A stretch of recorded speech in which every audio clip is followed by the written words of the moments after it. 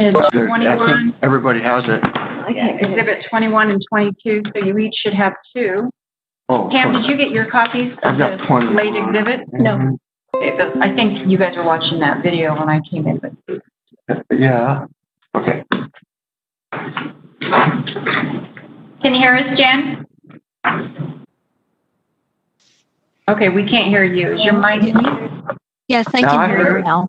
There you go. I don't have it. Okay, let's see if we can get Ben down. We're just down. Okay, it was sent yesterday. Look for yesterday.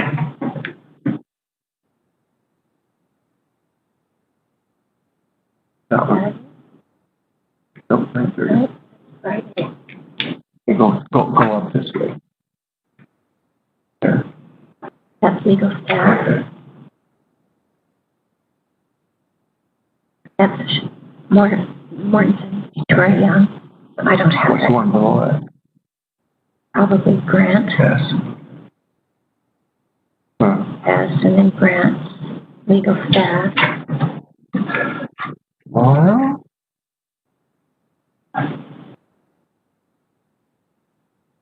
no, really, we don't. It's nice to have it, but we don't really need it. Well,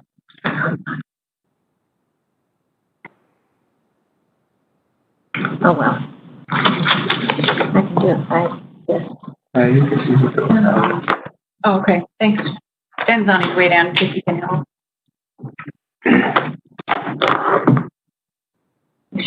Who else online, Monica?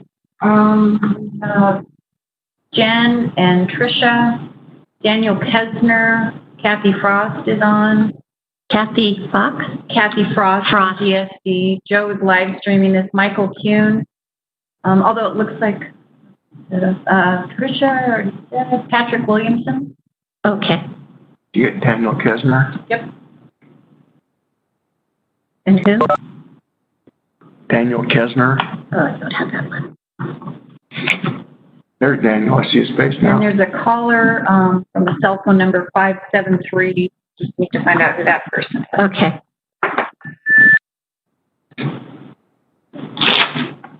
And there are 2 here.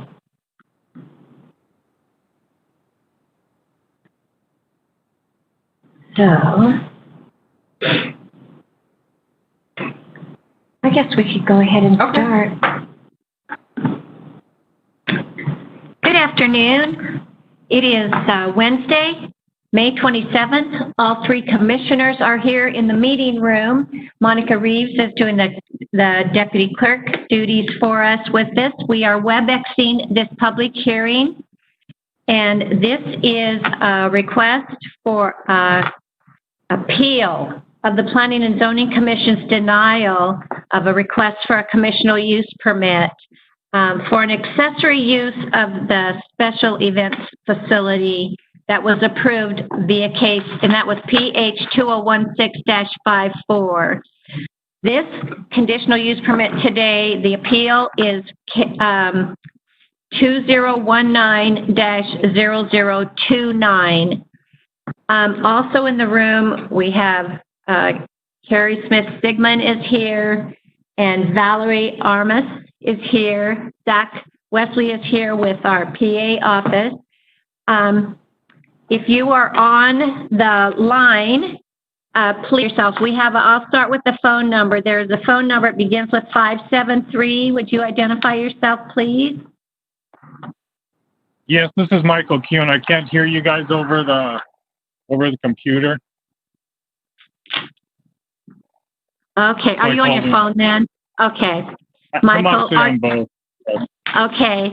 Are you for, against, or do you want to speak? I'm for. Okay. And do you wish to speak? Only if I'm needed. I'm the contractor that is working with Precept Wines. Okay. Well, we'll put you down and swear you in just in the so that you'll be ready to speak if need be. Okay. We have. Is it Daniel? Danielle? Yes, Daniel. Yeah. Daniel? Okay. Uh-huh. Are you for, against, neutral? I'm for. For, and do you wish to speak, Daniel? If you have questions to answer, yes. Okay. I we'll was the one swear that you- I provided a written argument already. Okay, and we'll swear you in just so you'll be ready. Patrick Williamson, are you there? Yeah, I'm here. Okay. Are you for, against, neutral, and do you wish to speak? I do wish to speak. I'll put myself down as neutral. Okay, very good. We'll get you sworn in. And we've also got Michael. Michael Kuhn, he's already addressed. Yeah, I already got him. He was the one that was on the phone. Okay. Kathy Frost and Tricia and Jen. And Lynn Calvin. And Lynn Calvin. You are there? She's muted herself, so maybe Lynn Calvin? let's see. She had registered as she's in favor but doesn't wish to testify. Okay, okay. Okay, what we'll do, before we get started here, we're going to swear everybody in. And Monica, did you get the name? Yep, I can do that. Do you need Ben to help? Oh, Okay. okay. Jen Almeida, Tricia Nelson, Carrie Smith Sigmund, Valerie Armas, Michael Kuhn, Daniel Kesner, Patrick Williamson. Do you swear or affirm the testimony you give will be the truth, the whole truth, nothing but the truth? So help you God? Yes. I do. Yes. Yes. Very good. Okay, we didn't miss anybody, so, okay, we're ready to go. Jen, are you taking this one? I am, Madam Chair. Okay, Thank you, Please go. Madam Chair. Thank you. I'm just verifying that you received the late exhibits that I sent over. It would be Exhibit 21, a letter from Roger and Susan Williamson, and late Exhibit 22, which is a letter from the applicant. Were both of those Okay. received? and all three commissioners have those, yes. Okay, thank you. I'll briefly go through my presentation for this appeal. The subject property is approximately 40.22 acres, currently zoned agriculture. Future land use is agriculture. It is not located within an impact area or a flood zone. The applicant is appealing the Planning and Zoning Commission's denial of a conditional use permit for a yurt camping facility on the subject property as an accessory use to the special events. The applicant is requesting through this conditional use permit 6 yurt sites proposed for short-term overnight stays.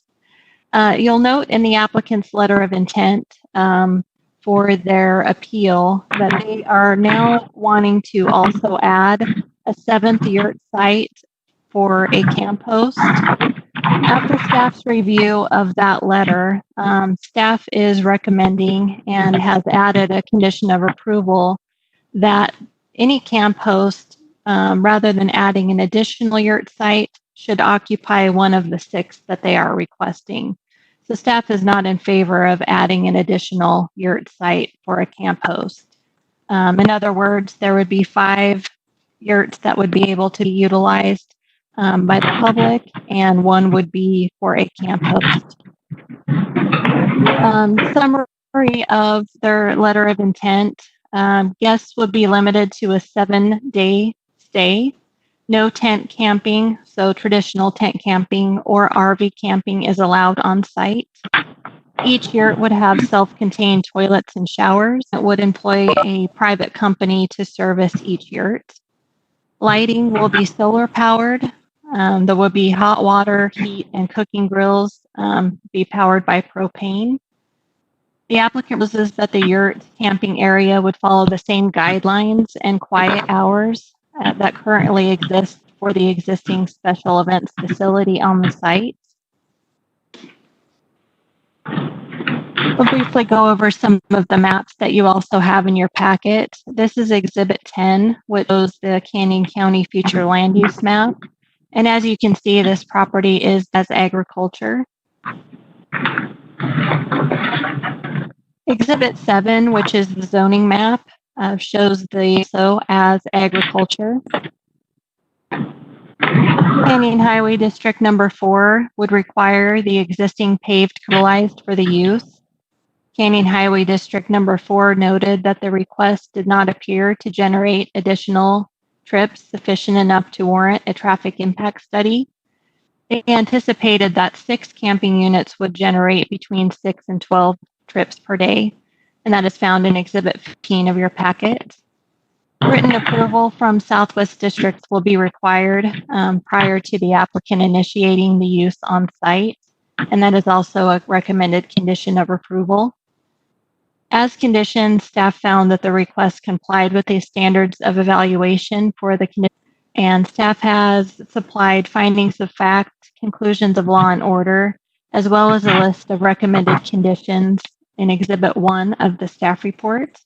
That concludes my summary, and I would stand for questions. Madam Chair. Yes. I have a couple questions, Jen, which if you don't know them, perhaps the applicant can field those. But on this 40-acre parcel, how long has Precept Wine owned this piece of ground? Commissioner Van Beek, I do not have the exact date of when they purchased that property. I believe the applicant would be able to answer that question. Okay. And then on the topography of that 40 acres, is there anything else on there? Are they growing wine or have grape?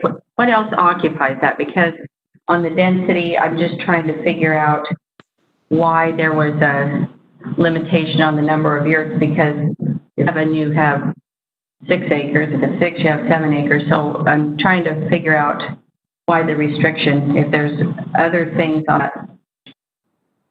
As far as you're asking why staff limited the rather than 7 to the 6. So speaking from staff's perspective is that it was noticed out both at the Planning and Zoning Commission and the board level as 6 units that the agencies also addressed in their comments. It was only until the appeal letter that it was discovered that they're now wanting an additional yurt site. If the board decides that adding an additional site would be appropriate, we can certainly modify conditions to allow that. But rather than adding an additional, it could be incorporated in the number they're already requesting, which at the time was 6.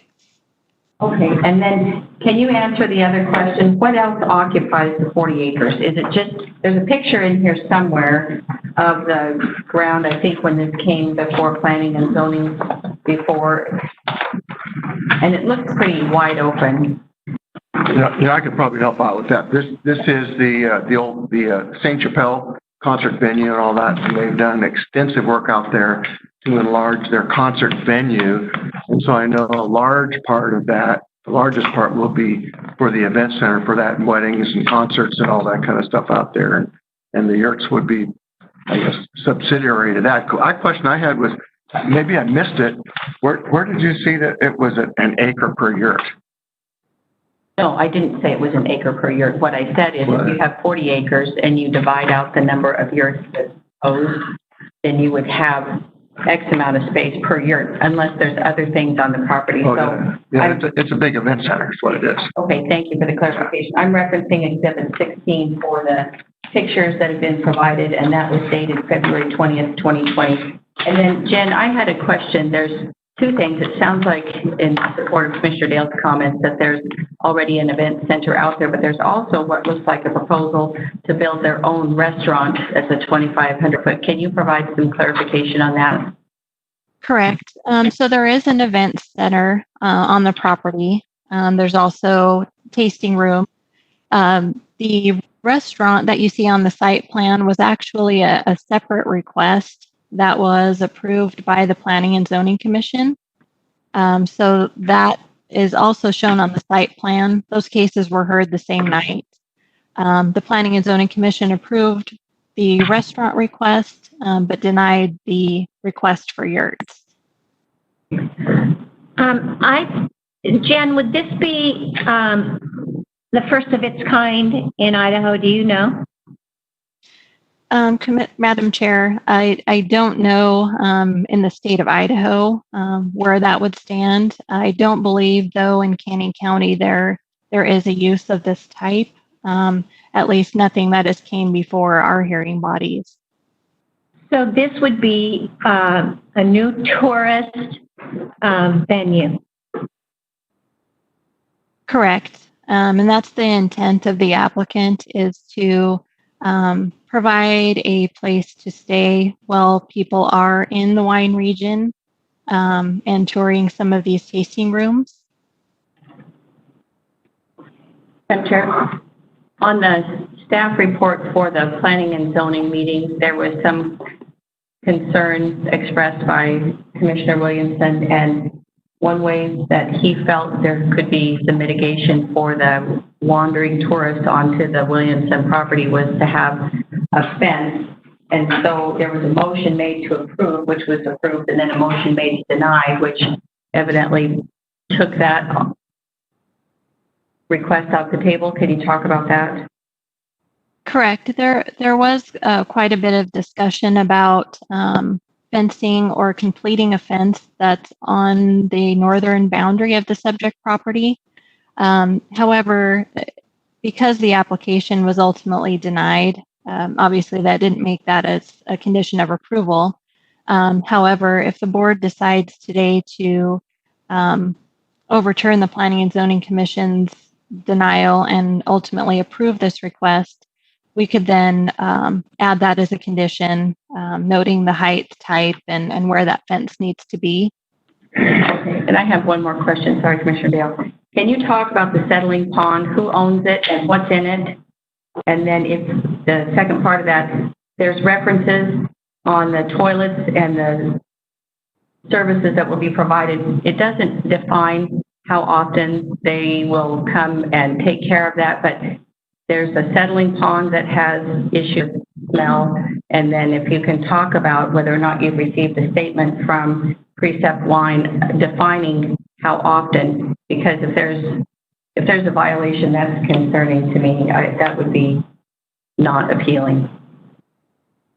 So there's a couple of questions there, Commissioner Van Beek. The settling pond, I believe it's owned by the property owner, so it's on the site of the property owner.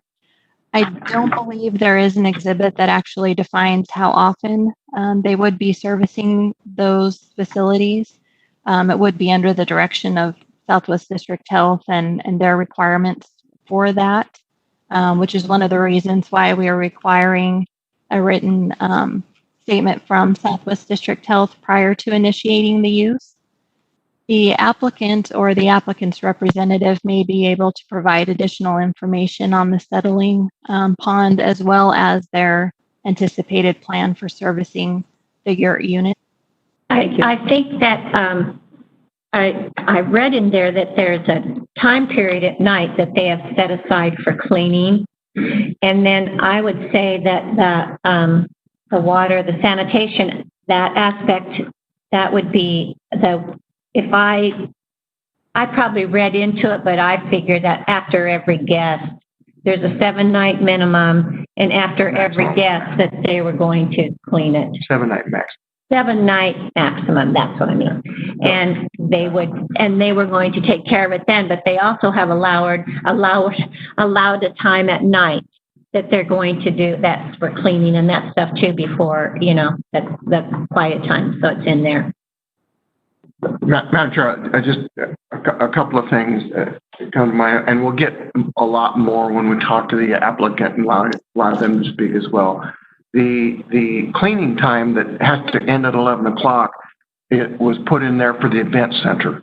And they can have the event up till 10 o'clock and then have from 10 o'clock till 11 o'clock to clean up. That's what I read. That's what I understand about that. Regularly cleaning the toilets and everything like that, just like you had, so you'd want to do that after every guest. Sure. The other thing is that I had, and the big thing I had a question on it, and Jen, I don't know if you can answer this. I'm very familiar with this area out there. It seems to me that a fence on the northern boundary, I don't know what it would accomplish. The event center and the yurts and everything, that's all on the south end of the property. And it's a pretty big uphill to get up to that northern edge. I don't really understand what good would come from requiring a fence on that northern edge. That's just my comment, and maybe we'll get some more from the applicant. So anyway, we'll get those answers. Thanks, Jen. Thank you. And Madam Chair, sorry, and maybe that could be answered by Pat, because that's the property that borders. So I think that's a good point. I'm not familiar with that property, so the proximity of that, I would like Commissioner Williamson, and I understand he's recused himself from the planning and zoning, but just a place marker there for him. Is there any other questions for Jen at this time? No? Okay, thank you, Jen, very much. So we will move on to testimony. Carrie. Who's going to speak for the applicant? I have no idea. And, Okay, then do you want Valerie? well, neither of us are the applicant, so they must be on. Okay, the applicant, are you on the WebEx site? Yes, I am. Dan Kesner. Okay, I apologize. Okay, would you please talk to us and give us some information and tell us what? You bet. You bet. So again, the overall plan was to provide, as Jennifer said, 6 yurts that would allow for overnight stay of both winery guests and guests to the wine region. We wanted to keep it, a very simple operation and just a nice place for people to stay overnight and be able to enjoy more than one day in the wine region consecutively. These tents that we're putting in are 100% sort of off the grid tent. As Jennifer said, the batteries, the plumbing, everything is self-contained. The well-appointed beds, nice little tables. They look very nice. They sit on a platform that sits right on the ground. We plan to do some landscaping around each one to make them feel nice and have a little grassy area. And then a outdoor barbecue if they choose to shop and at their tents. We would book online, and if we don't have it booked and guests wanted to, while they were at the winery, wanted to stay there. To answer some of your questions, and if I missed some, I apologize. Please feel free to answer them. I'm still waiting on the information regarding how long Precept has had the property. I was brought on specifically to work on the restaurant and the tents, and so I don't know exactly the date that they purchased that. If I find out in this email, during this meeting, I will extend that information. With the pond cleaning and the cleaning of the yurts or the toilets are completely unrelated elements of the business. The yurt toilet cleaning will be the waste and put in the cartridges. The cartridges are removed and taken away, and a new fresh clean one is put in, and nothing manual happens on site. And that is a service of our hospitality program, separate, where the pond on the north side there is part of the winemaking process and is a completely different division and business element of Precept.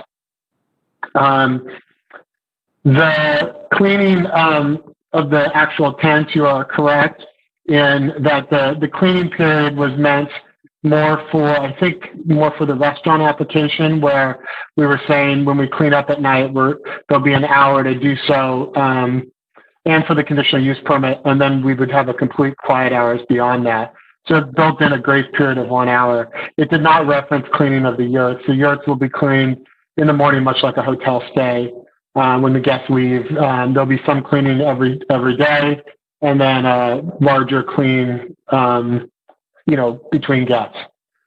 The fence on the north side, we have kind of capitulated that we need to have that fence as a responsibility to our neighbors to the north. And regardless of what happens with this permit or not, we're going to go ahead and put that fence in as it has created problems in the past, and we recognize that. The reason why I've asked for a 7th yurt is solely so that we could make the viability of the business of the yurts while adding an additional feature that I thought could perhaps ease the injurious claim on the reasons why the application was denied. By adding a 7th tent would allow us to maintain the operating income that we need to make this worthwhile, but also but also to add a 7th tent for a camp manager of such. And by adding this person there who's there basically 24/7, it gives the neighbors somebody to call if there is an incident. It provides oversight of the property and events all the time if somebody else and one of the other managers isn't available to be there as well. And so we were trying to double support our mission there by saying we can look for a person of this nature by adding the yurts, but this person can also facilitate a better management of the existing conditional use permit, which is for the event. I think that was all the questions I heard that I could answer. Was there anything else I missed there? Do you have, what will how many will they accommodate? Well, the tent. They can accommodate up to 4 guests, I believe. I think if it was all one family and it was a family, 2 parents and 4 kids, we could probably get to that. But it's really, there's usually a king and then a couple of twin beds inside. Commissioner Dan? One of the objections that we read in the letter that was submitted today, and that we've heard in other times, with the location of the yurts on the far southern end, kind of on that lower ground there, do you foresee that there would be any restrictions or interference with the normal maintenance of an orchard? I know there used to be an orchard in there I believe that's all gone, but across the road there's some other orchards, and would the spraying or anything of those trees interfere with these yurts, or would the yurts interfere with that, in your opinion? I don't believe so. The yurts are located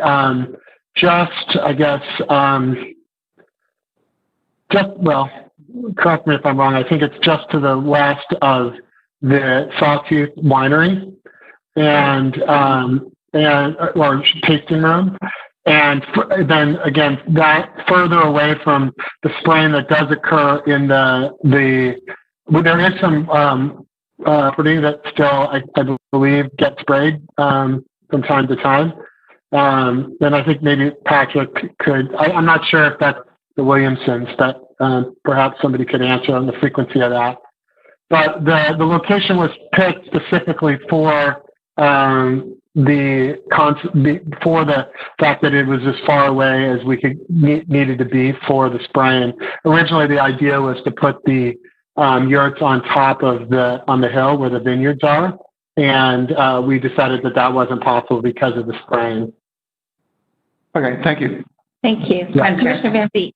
Thank you, Madam Chair. I have a question for you. In the staff report, and I actually have several questions, so I'll try and break them down and allow you to interact so I don't forget. Can you talk a little bit about John Williamson's comments, both in the late exhibit listed as Exhibit 21, and then his on the page 5 of the Planning and Zoning meeting minutes?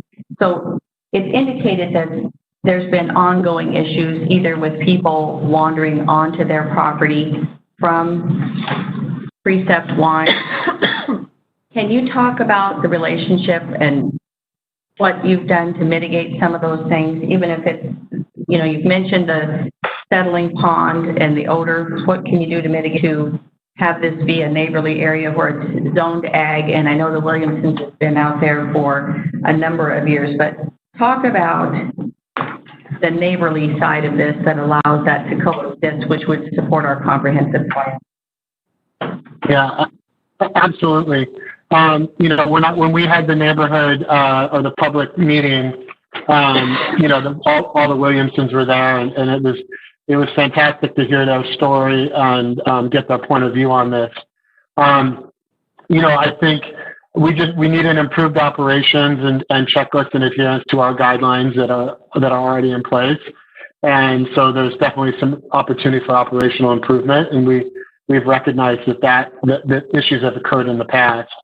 I think this camp post would help satisfy some of those issues, because we do have somebody on site to help policing these events. That is a second set of eyes and ears, and also somebody that they can call if things happen. I think the fence will also add an extra barrier to what's going on, and we'd happily do anything else that we needed to in terms of signage or kind of permanent fixtures that could help support us not bothering our neighbors. Go ahead. I'm sorry. Who's your contact person now? Because that's been one of the points of contention. Has that been provided to the Williamsons, that they have made a number of requests or attempts to contact, and that has been, I guess, difficult, and maybe Pat can address that, but who is your contact person for issues out there now that would allow that back and forth? Sure. And Pat, if I'm incorrect here, please speak up. But my understanding is that they have a phone number for the winery, which I know is not very successful after hours. There's 2 winery managers on site, one for Sawtooth and one for St. Chapelle, Mary Sloyer and Kelly Giselle. And then there's also Lisa Clarkson, who is the operations director of all of Precept Wine, who I'm very sure Patrick has her number. And if not, we'd again be happy to provide that. Okay. So there are several people's phone numbers available. And again, they would additionally have one more phone number for whoever this camp host would be. Okay, I have one more question for you, and it has to do with, I'm still unclear what's on your property. If Precept Wine has the grape plants, or if it's the Williamson orchard, but my husband works in crop protection, so I know grapes are sensitive. So are you spraying weeds on your property that could create drift? I guess I want Pat to weigh in on that also.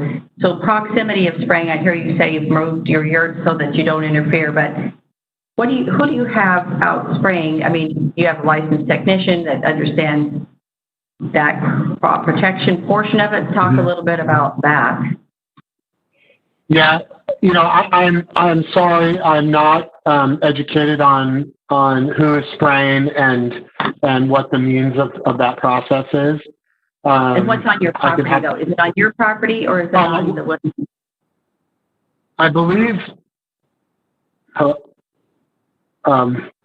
Again, I need to find out for sure. Every site plot that I've seen shows that those grapes are on our property, but I'm not a trusted source on that. So, Pat, do you have insight on that, if those belong to you? I thought I had to wait my turn, but I can chime in if that's all right. Okay. Well, Sorry. Pat, if you would just hold on for just a minute. Tricia and Jan have questions they've been waiting here, and we'll get right back with you. Jan, did you have a question or something? Thank you, Madam Chair. I just wanted to add about the fence. During the testimony, I was looking at some of the record. So on the restaurant application, which is separate from this one, there was a condition added requiring that the applicant submit a site plan to clear legislations and type of fencing. prior to any building permits being issued for the restaurant use. So the fence will be addressed through that process. Just wanted to note that for the record. Very good. Thank you, Jen. Tricia? Tricia?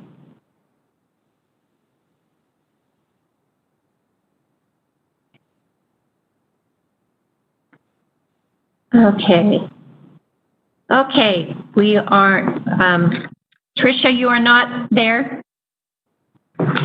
Okay, any other questions for Daniel at this time?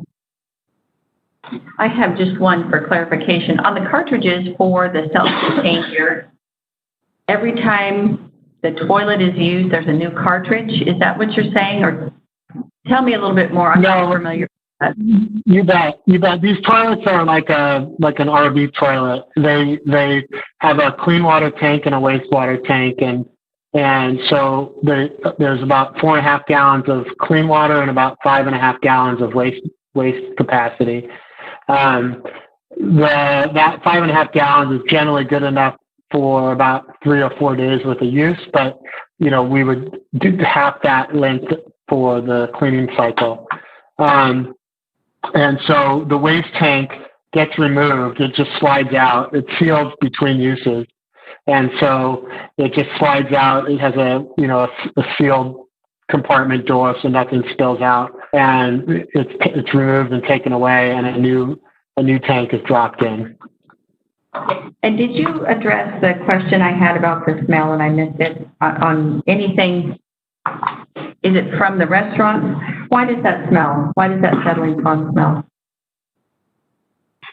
Again, my understanding of the settling pond is very limited, but my understanding is that in the winemaking process there are sulfites that are created, and then the evaporation of the pond creates a kind of a condensed version of that. Again, I would have to find out more information if you specifically want to talk about the pond. Okay, but it's a sulfur smell. Today. Okay. I just comment that reading the letter from and I know, that the smell comment was meant to be that it would not be conducive to the yurts, not that it's bothering the neighbors in any way. So it was an interesting comment that they made. So I guess we'll have to find out. Thank you, Okay. Commissioner Dale. Tricia, are you there? Did you have a question or a comment? She's muted. Oh, there. is she talking? There's no sound.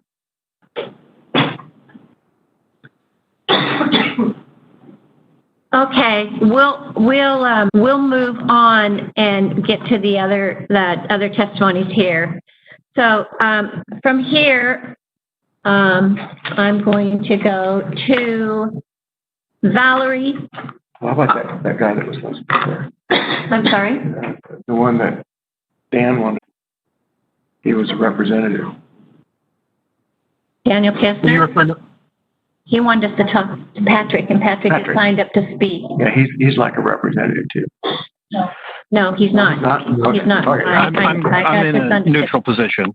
He's in a neutral position. Thank you, Patrick. Excuse me. Okay, let's go to Valerie. If you would give us your name and address, please. My name is Valerie Armis. I live at 11666 Cabin Creek Street here in Caldwell, Idaho. And I am the Sunny Silk Wine Trail Coordinator. I also am here with Destiny Caldwell, as I am a joint employee for both organizations. And I am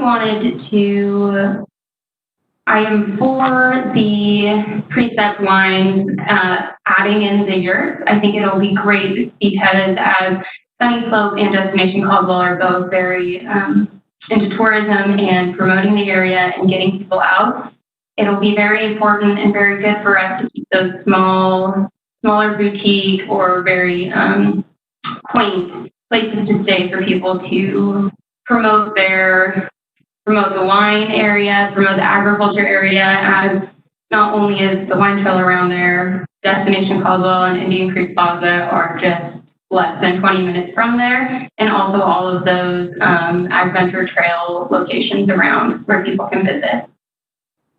Very good. Just one question for you because of the nature of what you do. Do you know, is there anything else existing in this part of the state that mirrors this kind of an opportunity on a winery? In the Sunny Slope area, there are currently no places to stay on the winery. There used to be a couple of bed and breakfasts that are no longer working anymore. Okay. So staying around would be at the actual RV parks, which are way different than staying at a yurt. Okay. And there will be no RV or tents here, so. Yep. Okay, thank you. Any questions for Valerie? No. No. Okay. Next, Carrie Smith-Sigmund. Hi, Carrie Smith-Sigmund, 17741 Linden Lane, Caldwell, Idaho 83607. I am the CEO of Destination Caldwell. And for the last 7 years, we have worked incredibly hard to identify Caldwell and Canyon County as a premier gathering place and focusing on tourism. Canyon County, specifically Caldwell, has a very large leakage problem. Leakage being economically, people are taking their money and spending it in other communities. And that problem is very, very significant. And so our mission has really been to go out and support the agricultural industry, and that includes our wine industry.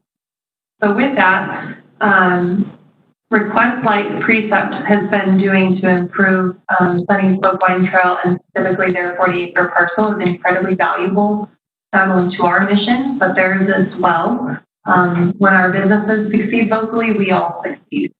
And so I wanted to show very strong support for their request. I reviewed the minutes because I also respect the position of the Planning and Zoning Commission. And I read through a lot of the comments, and I feel like Precept has done a great job of considering what their concerns were, including specifically not having the on-site manager. When you review those minutes, that was not included originally. They've made corrections to that and listened, and I feel like that is a good partner to have. So I think it's a great views, and I would stand for questions. Madam Chair. Yes. Carrie, do you happen to know on their on-site manager, will that be a local person is what I assume, that they'll be easily accessible, available 24/7 if they need, or maybe you don't know, maybe that's... From what I read in the staff and from their amended letter of intent, it does sound like it would be someone that would reside on site permanently. Okay. So, And the neighbors would have the phone number as well. I would imagine. Okay. That's what I read. And that would be good. This is a Seattle company that's based out of Seattle, operating here in the Sunny Slope region. I've had a great working relationship with all of their staff, and staff that's on hand is all local and very incredibly passionate about Sunny Slope Wine Trail. And if you've not been there, I would encourage you to, because it really is, it fits our brand so well in the sense that it is a premier gathering space, and they continually find ways to improve that site. They keep thinking outside of the box, and I'm excited that other wineries will have someone that is making really big steps for our growing tourism industry. And how much of this property will they occupy? Are they going to spread out over the 40 acres? Are they concentrated? I guess they're moving. It sounds like it. Mike will have to answer that. I would not. I know that from the event area with the restaurant and Sawtooth and the Sage Pellet, it's all in one concentrated area. Okay. There is a lot of wine being thrown out there, so I can't imagine they would want to use that. But Yeah. Okay. Thank you. Madam Chair, just quick question, and maybe see if you understand this from your reading, because I read the same minutes you read. But my understanding is the commitment is that there would be an on-site manager whenever there was anybody renting one of those yurts. It was not that they're going to stay there 24 hours a day, 24 months a year, 12 months a year. But whenever anybody's renting one of those units is when they would want that manager there, and that's what I understood. Did you read it differently? I read it that the camp host will always be available and on call, and that the one site for the camp host, it says it will allow the guests, this sentence I think is really important from the precept. It will enhance the wine region. I'm just agreeing with that one, but it says it will allow guests to stay longer and visit more wineries than they could. That goes to our leakage problem. Anytime you're encouraging extended stay and you're not losing people back to Boise, that solves the leakage problem. So that part is big, and I know that wasn't your question. I just read it, and it just made me. I meant to mention that before. But the seventh one, the way that I read it, they were saying, but I feel like we should ask Michael that because I know that they originally were not going to have someone on site, and we should confirm with him if that person is coming and going or staying. Clarify that. That was my understanding. There'd be no reason to have them there if there wasn't anybody staying anywhere there. I just hope their units are filled all the time. Yeah. I wish that for them. Yeah. Any other questions for Carrie? No. Thank you very much. Tricia, you are on? Yes. Madam Chair, can you hear me? Yes. Ah, very good. Hey, I just wanted to answer Commissioner Van Beek's question. I looked on the recorder site, and the property transferred in August of 2016. Thank you. You're welcome. Okay. Anything else for Tricia while her mic is working? Thank you. At this time, let's see, we have Lynn Calvin as approved, so in favor of, so we'll finish up. Lynn, are you there?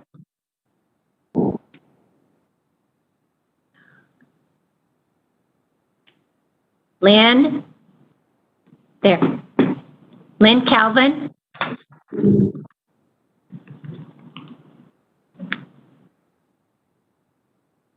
Nope.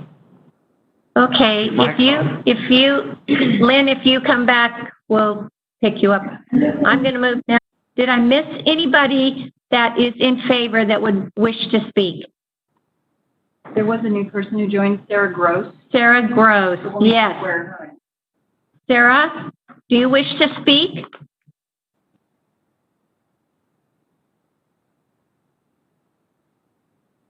Sarah?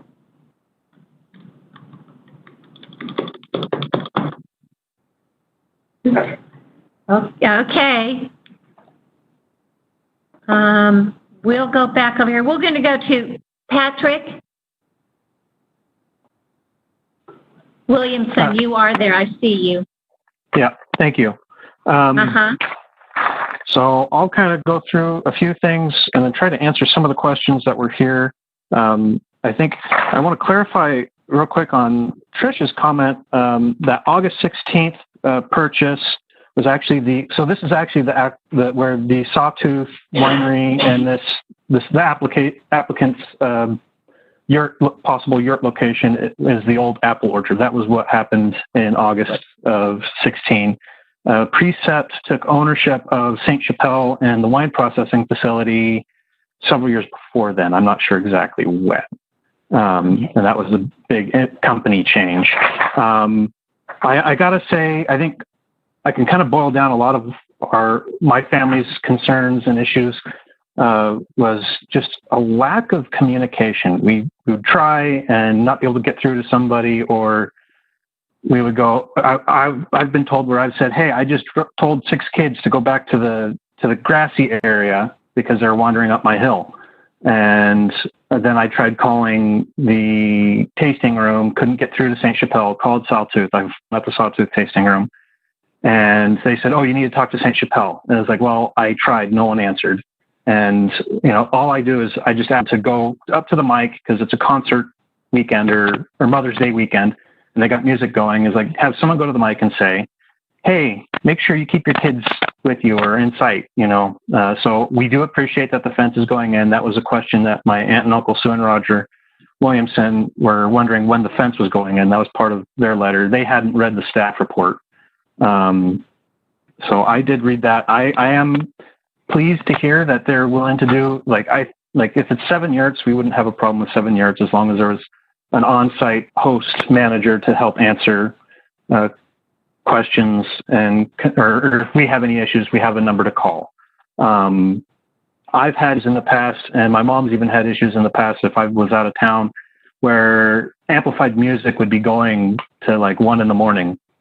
And we tried calling St. Chapelle and Sawtooth numbers, or even before Sawtooth was there, and there's no one answering because it's after hours. And so we didn't have an after hours number. That's part of the reason why we wanted someone there. I have a question for the applicant. When he gets back up for rebuttal, will the site host, if no one's camping there and you're having a Mother's Day event or a Father's Day event, or it's a concert weekend, actually the concert weekend shut down pretty reasonably. It's the weddings and it's the private events that tend to go late. And so I want to have a reliable number that I can call and say, hey, music's too loud. It's 10:30. Let's shut it down. Our concern with the stench, and if you want, I can describe it to you. If you imagine a wet dog that has rolled in feces and then light it on fire, that is what it smells like. Nice description. I smell it just about every day. I live 650 feet north of this property. Does it have to do with the wine process, Patrick? From my understanding, it's basically the yeast that got dumped down the drain, which it's not supposed to. And I've been told by the winemakers and operations staff that they're fixing it. And when they run their filtration system, it actually works. But the filtration system is a temporary system. And there's a couple of years without the filtration system where that stuff is settled into the pond, and there's no way to drain it. It's an evaporative pond, and that's required by the DEQ. And so so they're meeting the federal requirements for that. And so, we grumble about it and deal with it, but part of our concern is prevailing winds. If you look at I don't know if you have on your screen, the Dan Drew Wine site map, you can see in that northwest corner, you can see the pond. Prevailing winds typically go from the northwest to the southeast. In the mornings and dawn and dusk, wind typically settles down, but there's always typically a breeze. But when the wind settles, that's a lower spot from the pond where they're proposing those yurts, and so people are going to smell that. And we're just worried that might have a negative impact on the Sunnyslope Wine Trail and wine industry. That's kind of our main concern with that. And I understand that is a separate issue and it can't really be mitigated through this process, but we just wanted to at least bring it to people's attention. Okay. The concern with people going across the road for spraying and stuff, crop duster is buzzing by my house at least 5 a.m, several times throughout the summer. And Sims have a cherry orchard right across Lowell Road. They're going to be spraying. They might be spraying in the middle of the night. They might do a midnight spray. They might do a 4 a.m. spray. The concern is if someone is intoxicated, stumbles across the road, passes out, and they're spraying. And so this is me looking out for my neighbors, the Sims. It's just concern of people wandering where they shouldn't be and accidentally getting sprayed with chemical or with current federal regulations through the EPA. If someone is spraying and they see someone approach and get within 100 feet, they are required now by law to shut off if you're on a tractor, you are to shut off your tractor and sprayer. And then you can ask the person to leave the vicinity, but you can't force them. And so someone could just stand there and prevent people from doing their job. And so that's a bit of a concern. You did ask questions regarding the grapes on I think it's like the southeast corner of the property. I believe either Sims is taking care of that still for them, or that's Winemakers LLC, which is the vineyard side of Precept Wine. let's see, I'm trying to think if there was, I think a lot of this, if we had, we went to the public meeting and then we had the hearing with planning and zoning where I recused myself to be able to testify for this. And I think the biggest thing is being able to just have our comments, and we appreciate being heard and the steps that Precept has done, but just being able to get more input or more communication, whether it's for this process or even for other events, as far as like being able to communicate. People are wandering off, or with this, we asked, my dad and my uncle were more keen on the idea of having a fence around the yurt area to keep people from wandering after hours. And that all we were told was, we don't want to do that. Well, the question then that my dad and uncle had was, why? That's the easiest way to keep people contained. You can do a nice, pretty wrought iron fence. So we just wanted to have more conversations, I think. So I'm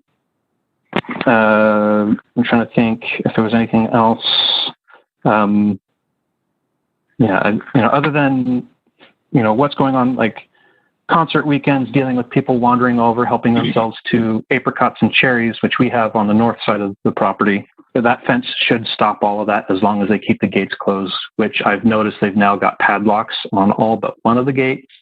The one gate that doesn't have a padlock, they use fairly frequently to get irrigation water, but they're now closing it. So instead of leaving it open all the time. So it's pretty well taken care of. Another issue that I had to call Mary Sloyer through the tasting room at St. Chapelle was to try and get a hold of someone from their operations department saying, hey, you have a sprinkler that's washing out my road, while they were irrigating, and I didn't have a contact for that. And so it's just having a effective means of communicating questions and concerns. I think with that, so I stand for questions. I have a question. If these things, okay, first off, the pond, they are mitigating that. They're working on that, correct? They are working on that. They brought in a huge, it looks like a 20 or 40, I think it's a 40-foot long shipping container, and it has a filtration system in it that it's supposed to filter out the water.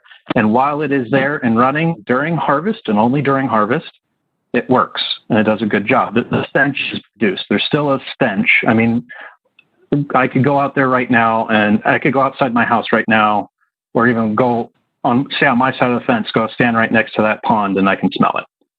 Yeah. If the fence, you see the fence as a way to mitigate your concerns, a fence would pretty much take care of that. Yeah, especially on that northern border. It was my dad and my uncle that were concerned about the yurts and people wandering, getting intoxicated after hours and wandering around. I think that north, and as Jen stated, that was a condition in the restaurant conditional use permit. Okay. And actually, one question I also had for Dan, I'm thinking about, because I know it says no RVs. A lot of people that go to yurts in the mountains, they bus ATVs. I have a question whether or not, since RVs aren't allowed, I'm hoping that they're also not allowing people to bring ATVs and load and unload them there. If they have them, they need to stay on the trailer, because I have another issue with people trespassing on ATVs on my property. And I want to try and minimize that. Okay. And that's not necessarily them, that's just people driving around. Okay. Very good. That would certainly be something we could put in there, as far as Conditions. No ATVs are to be used in this area. Commissioner Van Beek? Yeah, I had a question on the size of the settling pond, what the size is, and then do you think that there would be some way to either excavate some of that out and treat it chemically to get that in balance if it's a yeast problem? Do you have any thoughts on that, or do you know if that's been done? I've talked to their main operating person wineries throughout the West. I think Mike Allen, I think is his name. And they have a similar issue with a settling pond at Waterbrook Winery in Walla Walla. And it's something to do with the lining. I think the surface is about, and I think it's 3 feet deep, but they have a lining built when they were building it and excavating it. They put in, not a concrete lining, but they put in some kind of a lining that if they'd have to redo everything, I think, to do that. And so there's a bit of a financial burden there. So I don't know. I would love for them to, if they drained it out and used the filtration system that they bring in during harvest, I think that would probably mitigate it, but I don't know for certain. Part of it, I think, is just the expense for them. I know they've dropped, from what I've heard anyways, that inline filtration system, that shipping container, I think it was like $50,000. Okay. They've also put in an aeration system in the pond, and it's reduced it a little bit, but it smells. Okay, Commissioner Dale? Yeah, I don't want us to spend a whole lot of time on the pond. I will say, Patrick, I do believe that having the yurts installed there could be a great incentive for them to make sure that pond doesn't smell, because if the yurts are stinky and smelly and they get a reputation of that, they're not going to be able to rent those things out. So having the yurts there could have a positive impact because of the incentive to keep that pond odorless. So I don't know. I just wanted to make that comment. But the pond existence really is not relevant to the discussion of whether or not the yurts go in there. So, yeah. All right. Thanks. Thank you, Commissioner Dale. Anything else for Patrick? No. Thank you, Patrick, very much. Sarah Gross, are you there? I think she's having trouble with her audio because on chat she was asking if we could hear her. We cannot hear you. Michael Kuhn, are you there? I am. I'm on the phone, 573. Okay. Did you have anything that you wanted to add? Well, as the contractor working on the project, and we've had extensive conversations with the homeowners around there, there's a couple of comments I'd like to make. We are planning on extending the fence, like we spoke about when we got the restaurant conditional use approval. St. Chappelle has hired a staff member who will be on site during all events in the future, and they will have phone numbers that can be called so that, once the COVID issue is over and events start back up at the St. Chappelle Winery, they will have people that on site and additional security on site to take care of many of the issues that Patrick has with people coming off the property during events. And I can understand why that would be a big issue, but we are working very diligently on taking care of those problems. Very good. Thank you, Michael. Any questions for Michael? Madam Chair. Michael, thank you for you that relates to the hours of operation. So it's defined in the staff report as a statement from Precept 1 that it will only run to a certain amount of time. And we've had other land use hearings where there's been a promise of keeping decibels down or keeping the hours of operation. So what assurance do you have for the Williamsons that you would comply with that going forward? Yeah, I think the majority of the issues are pre-moving or doing the new work on the property.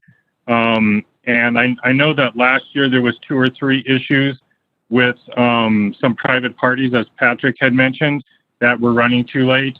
They did redo their contract, and they will be fined extensively if they are not off the property by 11 o'clock when the music's supposed to be off at 10, and they have an hour to clean up quietly and get off the property. I know that that's going to be much better enforced. And as I talked to Patrick and his parents, at the meeting that we had, that they can always call the sheriff if there's an issue. And if I was in their position, I definitely would, because a couple of visits from the sheriff, and I'm sure that everybody would be much more conducive to following the rules. But I know that St. Chapelle has added some more security and increased the rules for rentals of the facility.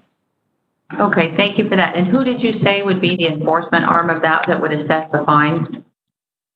Well, St. Chapelle Winery is the one that does the contracts for the private venue rental.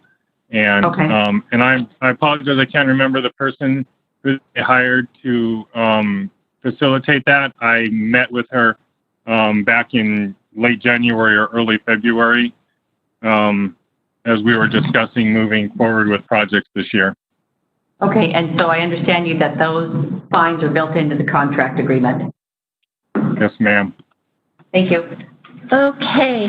I don't have, is there anyone else? Sorry, it looks like Sarah Gross left and then came back. Let's see if we can. Sarah, are you there? Me? Yes, Sarah. There we go. Hi, my name is Sarah Gross. Okay. Please. Okay, and I am here on behalf of the Ag Venture Trail to support this yurt project. The Ag Venture Trail was founded by Destination Caldwell last year, and this comment pretty much supports what Valerie and Carrie said, but I think even locals are looking for experiences like this, and this would help promote staycations in this time where people, so we're really excited about this project, and the 12 members of the Ag Venture Trail are excited for more opportunities for people to stay and experience Canyon County. Okay, very good. Thank you. I'm glad that you got through. Yes, thank you for helping with the tech issues there. Okay. Patrick, I have word that you have something more that you would like to say at this time. It's just for the applicant. I just wanted to clarify, what would the months of operation for the yurts be? Would that be year round, or would it be from like May to October? I just wanted that clarification. I didn't see that in the staff report. So when he comes up for rebuttal, if he could answer that. Okay, very good. Thank you. Okay, I do not see anybody else. If I've missed anybody in favor, because we're moving on at this time, we'll go back to, because I have nobody really that is opposed to this. So that would be Daniel. You have some questions and some more information. You have answers for this. You have a rebuttal. Yes, ma'am. Just a couple more answers. The original land purchase of the winery was in 2011. Just for your records there. Several of my things got answered by Michael, but the RV and the ATV question that came up, we would happily add any kind of no ATV rule to whatever to our overnight stay contract and rules of the grounds. Absolutely. The no RVs, the only concern I would have is if guests if that was their main means of transportation and they still wanted to stay in a yurt and not in the RV. But the purpose of not allowing the RVs is so that we didn't have air conditioning units that are noisy running in the evening, and creating a noise issue for the neighbors. So if we did have an RV on site, it would be strictly for the purpose of that was how our guests were traveling around the country, and that they'd have to stay in the yurt with the RV turned off. The sprinkler concerns, I understand Patrick's statement there, but I think in the end, we have thousands of guests a year that come onto the property, and more just simply drive by it. And I think the likelihood is just as low of somebody trying to block or get in the way of spraying as it currently is. I think that was all the questions. So unless there's anything else from me. There's Yeah. one more. Patrick had one. What are the months of operation? Oh, yeah, sorry about that.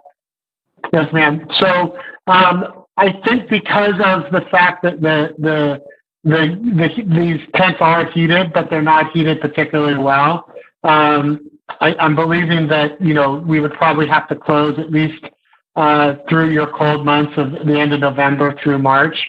I also think tourism would be low enough that we would probably not see a huge benefit. And as we mentioned, to keep the tent sites staffed and keep a cleaning crew there for such a small amount of turns. Now, if a group came to us and said we would like to rent that out in December for our family holiday, we would entertain that idea, absolutely. But for the most part, we'd like to compact it to the high tourism periods. Now, I do have a question too. If perhaps, are you considering allowing groups? Is there going to be a public meeting area, or is that going to be something they would move to more into the winery area, into seating and that sort of a thing? But are you going to entertain groups for the year?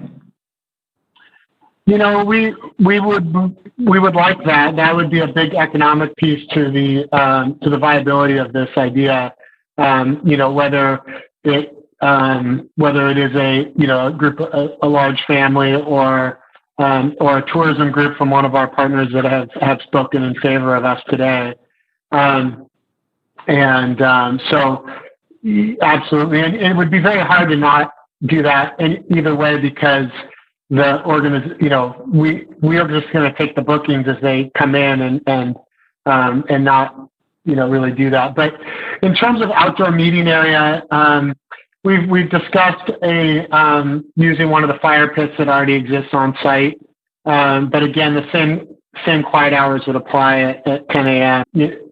And then if people did want to have a bigger event surrounding their stay, then all either the outdoor requirements would have to be adhered to, or it would be indoors in the winery itself. Okay, very good. Thank you. Anything? And I just had a follow-up kind of a question there. But if there was, let's say, a couples retreat or something like that, maximum you've got 6 available yurts. That's only 12 people. 6 couples, 12 right. people. And I remember having a couple of I think we had the WAED meeting once up in there. Isn't there a meeting room in the winery up there on that round winery thing? There is. Saint Chapelle has an upstairs that has a meeting room, and then also Sawtooth has a private area as well that's where we had our neighborhood meeting. So that'd be, I think, a really good marketing idea there. So anyway, thank you. I don't have any questions. Very good. Any other questions from the board and everything? Nobody else signed up to speak. We haven't missed anybody. So. Madam Chair, I move we close public testimony. Second. Moved and seconded to close public testimony. All in favor? Aye. Aye. Okay. Madam Chair, I'll start on this one. This has been in the case of the winery, I would think you might want to say these people are thinking outside of the bottle. I'm not a wine connoisseur or anything like that, but I understand that boxed wine is not as good as outside of the bottle here. But this is a really unique, creative idea to provide a conducive to stay on site for a while. Commissioner White looked up the term that was used in here. I'd never heard before, glamping. And it's like glamorous camping, I think, is the combination that I saw there. And the interior of some of those locations were quite nice. It's not your yurt up there by Idaho City, because there are some yurts I've been in up there. It's not that at all. I think I don't see how this would interfere with any other activities around there, particularly since they've got this large event center that has been developed there, which is considerably larger than what used to be there when it was just Saint Chapelle and their beautiful place there that I've played concerts there many times with with different bands. And these 6 or 7 yurts, and I would just say for right now, I don't think the impact of having a 7th yurt for a manager is so minuscule, it's not even worth talking about. If they need that 7th yurt for the manager so that you can have 6 yurts for rental, I think that's the way it ought to be. It's a business decision. If you remove one of the yurts from the 6, you've just diminished their entire profitability by 1/6, and that might really hurt the business end of it. And I don't think one more yurt is going to make any difference there. I really appreciate Michael be a staff member on site throughout all of those events, so that if there are problems with going too long, that person can address those immediately, and that the fines will be in place in the contracts to mitigate that. And that being said, that really is not relevant to this discussion about the yurts. It's a totally different thing. The concerts and the yurts are 2 different things. We're talking about whether or not it is appropriate for there to be for people to stay overnight. And quite frankly, I think it's a very creative idea. I like it. I think that we don't need to talk about the fence, because the fence is going in on the north side. That's already been decided. I don't know that there would be, if there becomes a problem in the future, maybe they can talk about putting the fence around the yurts. I don't know. That might be just something for the safety of the folks renting the yurts. Might provide them a little more sense of security. I like the idea of including in this permit that there will be absolutely no ATV use allowed on this grounds. It's not I don't know why you want to ride an ATV around there anyway. It makes no sense at all. But I think that should be in there, that there's a little bit more comfort level. And again, as I've mentioned before, the pond is really not pertinent and relevant to this discussion. And it would be much to the benefit of the landowner to make sure that pond doesn't have smell drifting down to the yurts, because people who wants to stay around stinky stuff?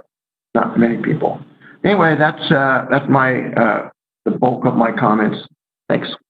Thank you, Madam Chair. Yes, I appreciate the comments provided by Commissioner Dale. I'm going to provide perhaps a different perspective. I do think that there's a need to talk about the fence, because Michael brought something up that I think is a win for both sides. If you put the kind of a fence would be important, and I would be interested in their schematic, because a solid vinyl fence would limit the scenery and the view. And what Michael said was the proposal of a wrought iron fence, which would be, I think, aesthetically pleasing. So I would vote for looking at that. I also had a question when we're talking about the right to farm, which is going to be on the, I guess, it's included in part of this discussion, and it was a point that was raised by the Williamsons on impairing their ability to farm if we have people. I know what he's saying is true, that you do have to stop and turn off your equipment. So containing a person within a boundary that has locks and things like that provides some element of security both inside and outside of that. But I guess my question is maybe directed toward legal.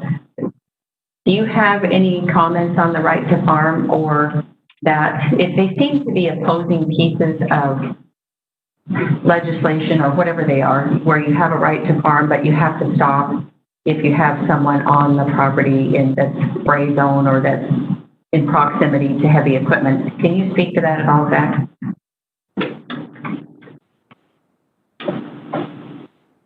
Well, when we talk about right to farm, I think it's always important to remember that that's the state law that's applicable. And so we tend to include notices regarding right to farm in our requirements, but that's usually just for a notice perspective. I include that in the plat so that anybody who looks at the property knows there's farm grounds and that sort of thing. So I think the farming issues, the way that it's framed here is not that these are nuisances and would be a code enforcement violation. So the right to farm, Idaho's right to farm would really be applicable in that situation. Okay. But I think when we're talking about these yurts and the conditions, the board can impose conditions on the use of the yurts that may be related to the farming activity to the extent that there's a nexus between the two. So you could say that having the yurts could not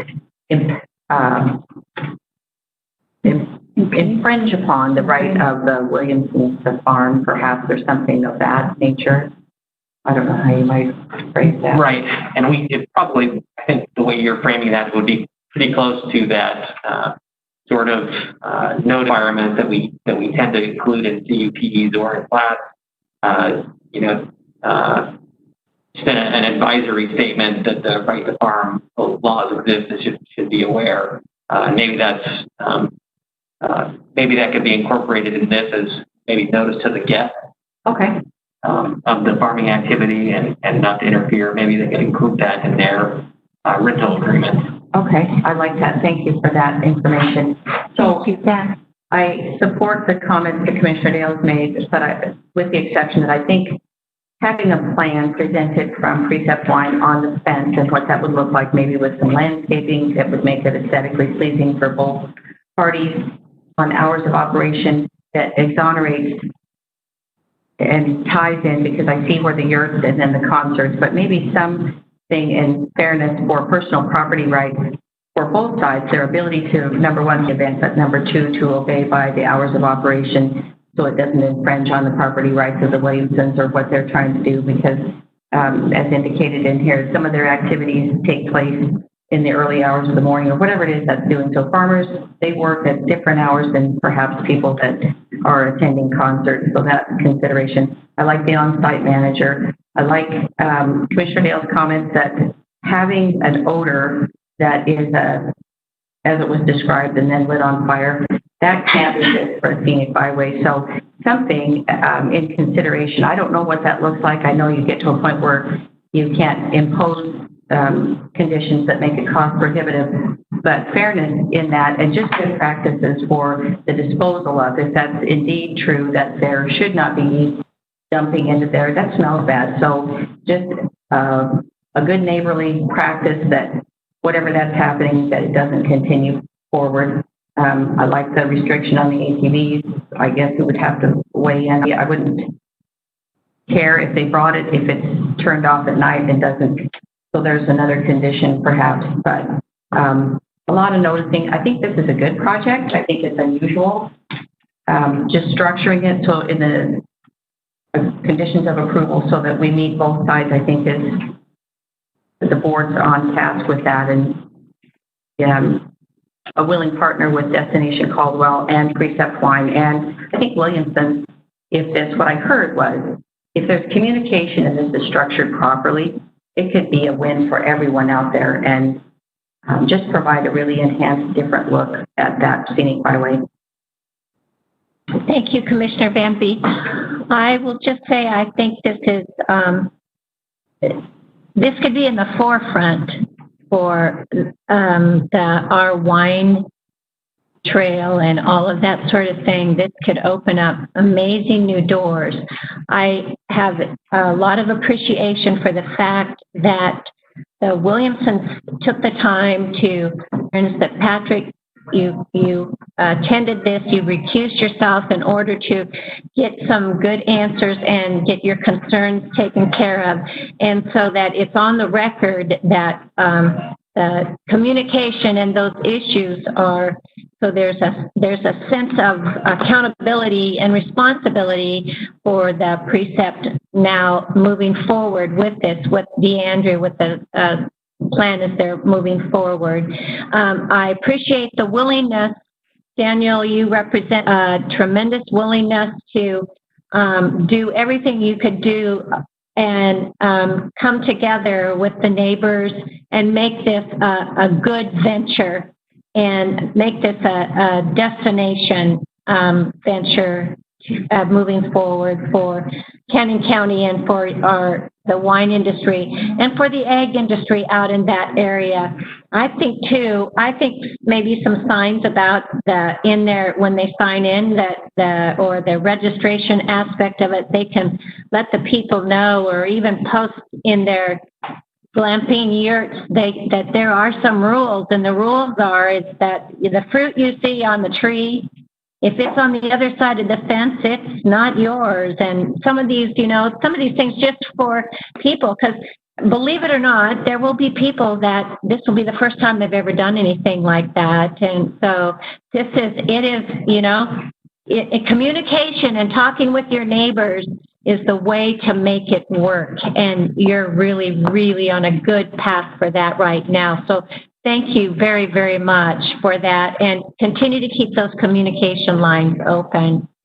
And I think this is super exciting. I'll tell you, I spent a lot of time looking through, Googling glamping and different things like that. I mean, they've got them in trees, and it's phenomenal. Well, I will say I did watch on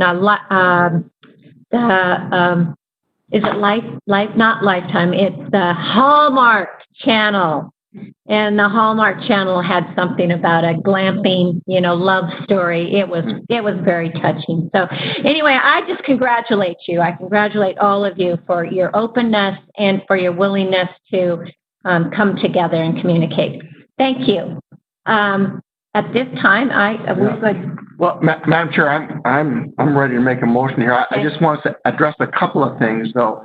And maybe I know Commissioner Van Beek's not familiar with this area there, but the northern boundary where you're talking about where I think Dan said they were going to put the fence in there, is a long ways from this yurt property, and it's up there on the edge of the industrial part where they're making the wine up. That's the northern boundary up there. The yurts are going in way down here. So I don't know that it may be worthwhile to just put in this conditional use permit that a fence will go in along the northern boundary.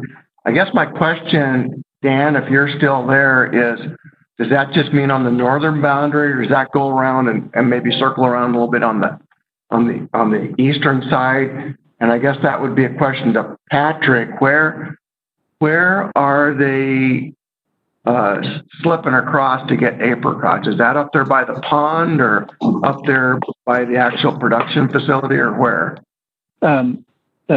Commissioner Dale, the fencing stops like about 50 feet to the east of the grassy area of the old, that's still there, the old amphitheater entertainment area, right, where all the grass is at. That's where people are going around. They just walk right around the fence, and it's not that steep. And I've had kids walk up that steep hill into my grapes on top of the hill, and I've had to tell them to leave. So I think part of the condition on this to continue that fence like another 200 yards or feet to connect to the warehouse, so then people don't walk around. That's my understanding what it should be. And all of that comes in the conversation and the communication meeting. So that's what he's talking here. Just a visual here.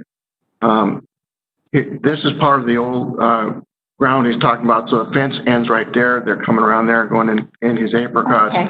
So they took the fence on over to the warehouse. Okay. That's what Patrick's saying there. Okay. So, and that's on the record. So that's on the record.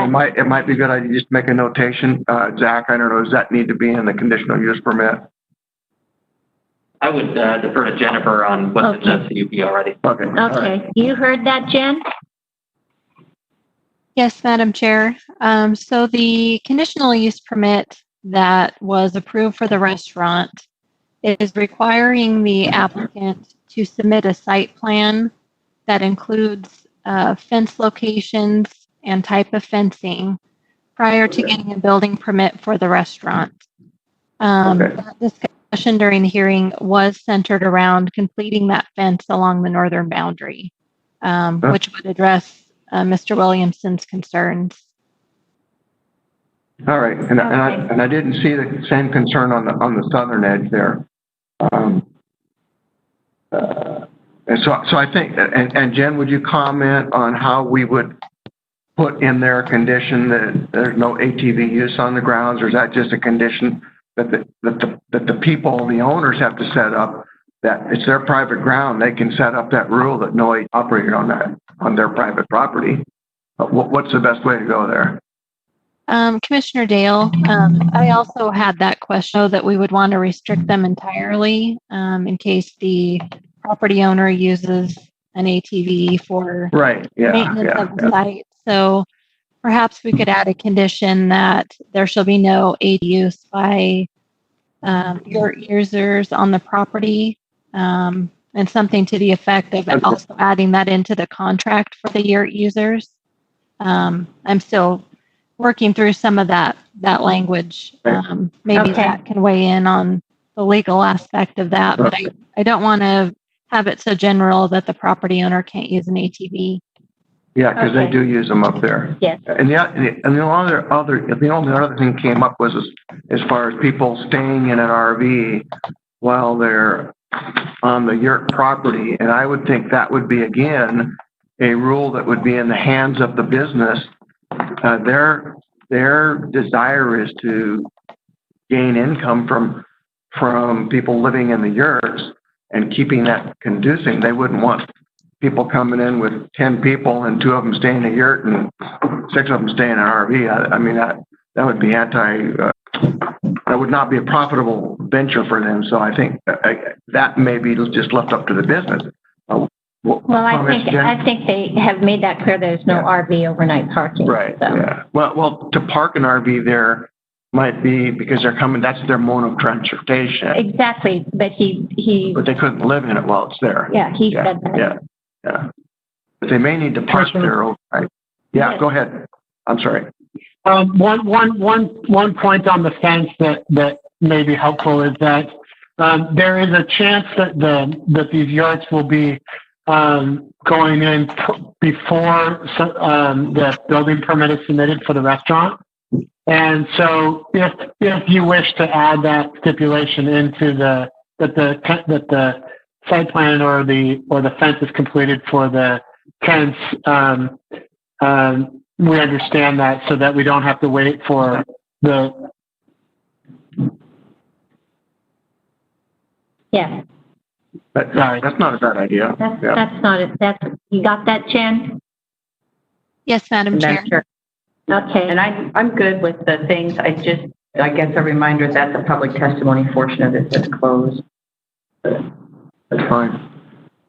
So, do we have a motion? Yeah, I'll make a motion, Madam Chair, that we authorize the conditional use permit, that we approve the appeal and authorize a conditional use permit for an accessory use of the special events facility.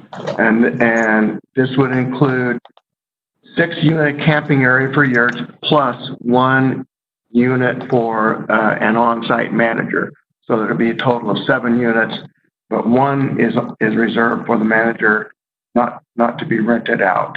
And it would include the condition of submitting a fence plan and installing that fence prior to the use of these yurts. Jen, does that make sense? Yes, Commissioner Dale. I will add those conditions of approval that you've noted. Okay, that's my motion. And what are we going to do about hours of operation, the notice to the right to farm? I mean, those are additional things we talked about including. So if you're going to make a motion, I would want to include things in there with that. I would just say, as was indicated by Zach here, our attorney, that's a notice that we put in all of these things, right to farm is the state law. Zach, we want to put that in? I'm totally okay either way. Right. I think whatever the requirements are going to be, the board should have a motion and a vote on it. There's been a lot of ideas. Not all of them have solidified. Right. So maybe if we just go through the motion procedure, we can pass that out. So I will add to the motion the notice of right to farm plus the hours of operation as indicated in the plan that we have received. Yes, because that's limited to 10 o'clock. Well, remember that. Quiet time starts from 10 o'clock, goes to 8 o'clock. Yeah. And so, are we putting in there on-site manager when there's any yurt is occupied? We can add that in there as well. That's what the yurt was for, but that language can go in there as well. Okay, so Yeah. far, and whoever is taking minutes on this, 7 units is what we're allowing, 6 for the gas plus 1 host. A fence plan that's submitted with installation of a fence prior to the use of the yurt. Hours of operation that are consistent with the plan that we have so far. On-site manager required when there's anyone, I think it's 1 or more, occupying any one of the yurts. And then That's it. thank you. I wanted to ask on the contractual part for enforcement on violations. You say there was a way to tie that back to the property owner, or they have the yurt plus they have the venue, and evidently Precept and San Chappelle are tied in. Tell me more about if that's something we can do or not. One thing that we've done with, say, let's use RV parks as an example, is usually they will have a, the rental agreement or the terms of use for an RV camper. And so what we've said is these have to be rules in your RV contract. So that way, in the event that, let's say we include ATV use in there, someone brings an ATV against their rules, they find out about it, and then they have to enforce it themselves. But it violates their contract, but not RRC. Right. And I would just say I would not want to. The rules of operation for the event center were already established upon the permit of the event center. I don't think we need to do anything with that. The thing that has been mentioned here by Michael was that the contracts, which are the legal document which governs the use of those facilities, where it's a private wedding party or a concert sponsored by St. Chappelle, that contract is the legal document that will set the rules and establish the fines, and those are in their hands. It's a private matter. It's not the county's job to enforce those. And I don't know, Jen, you want to clarify too, the months of operation, is that going to be something that is going to be on a case by case? I mean, is it a year-round? This is a year-round business venture, or however, that sort of a thing too. Madam Chair, regarding that, I think it's a relevant question, but I think we ought to let the private business determine their appropriate hours of operation. And arguably, given any kind of interference with farming or anything in there, the most conducive months of operation to have little impact on farming would be in the winter. So I would not want to limit their ability to perhaps rent those 6 yurts out for a special event in December. I mean, that could be something, like you said, a family. That was just one of Patrick's. Yeah, so I wouldn't want to put any limitation on months of operation. I agree. So could we have a reiteration? Jen, would you like to reiterate the evolution of this motion? Okay, so I was taking some notes as you were working through your deliberation. So what I am doing is amending the FCOs as you're talking to reflect your deliberation. So what I have, it was already included as a condition of approval, number 4, that quiet guest hours for yurt camping shall be from 10 p.m. to 8 a.m. And those mirror the quiet hours that already exist for the special facility. I modified condition number 5 to allow for the 7th yurt site for the camp host. The on-site camp host shall be on site when the yurts are occupied or rented. There shall be no ATV use by the yurt users on the property. Said stipulation shall also be included in the yurt rental contract. I also added, prior to initiating the use, the applicant shall submit a fencing plan, including the location of and type of fencing, to Development Services Department. Were there any conditions that I missed? Madam Chair, this is Tricia. Yes. I was just going to, and Jennifer, maybe elaborating condition number 1, and call out right to farm. It's kind of covered under applicable federal, state, and county laws. If that was important, that would seem to be the place to plug it in. Okay. Thank you, Tricia. Yep.